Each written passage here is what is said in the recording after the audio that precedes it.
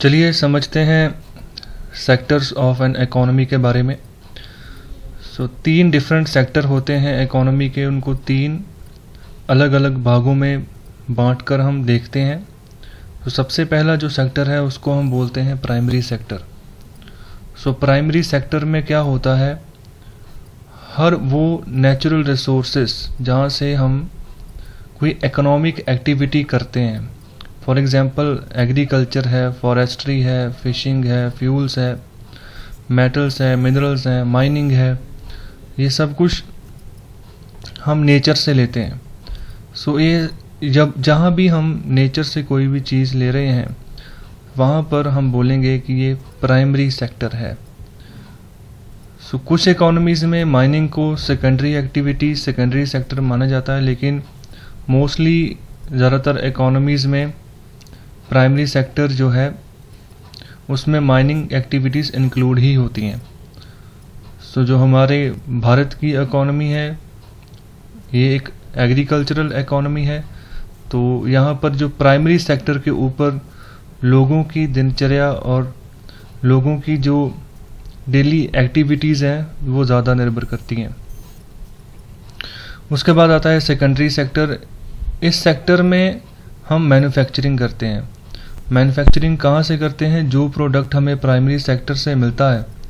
For example अगर हमने mining की, माइनिंग से हमें आयरन और मिली, एल्युमिनियम मिला और भी अलग सी धातु मिली, उन धातुओं को यूज़ करके हम कुछ ना कुछ मैन्युफैक्चर करेंगे।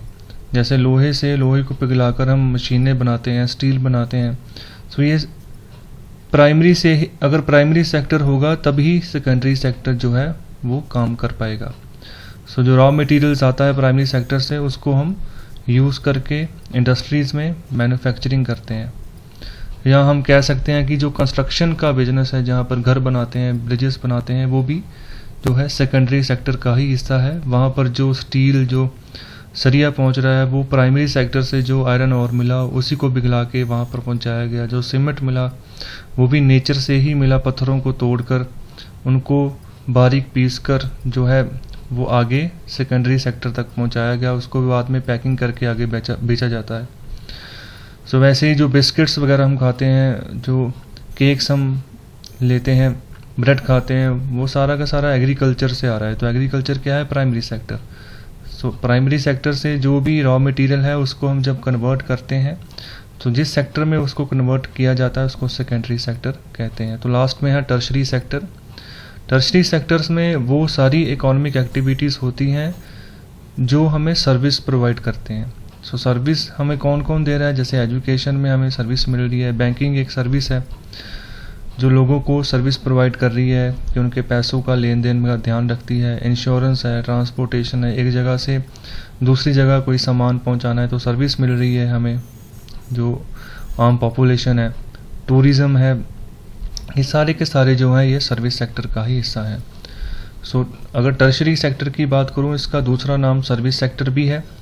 और जो अमेरिकन इकॉनमी है यहाँ पर सर्विस सेक्टर का ज़्यादा बोलबाला है।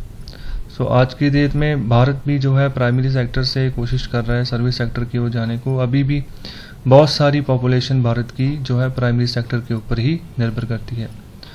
आई होप आपको प्राइमरी सेक्टर, सेकेंडरी सेक्टर और टर्शरी सेक्टर में जो फ़र्क है पता चल गया होगा। लाइक, शेयर और सब्सक्राइब करना ना भूलें। धन्यवाद।